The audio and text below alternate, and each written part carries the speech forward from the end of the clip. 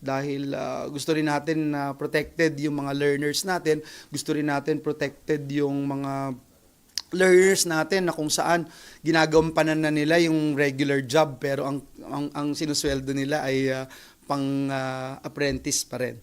So gusto natin na masiguro na hindi ma-abuse itong batas na ito.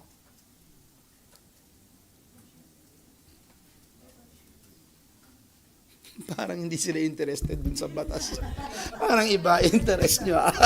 Tinitignan ko kayo na. Okay. Hindi, okay na ako. Thank you.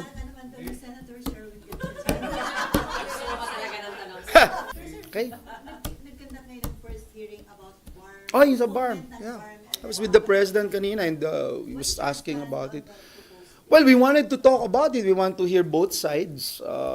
But I have to say na medyo biased tayo before because when we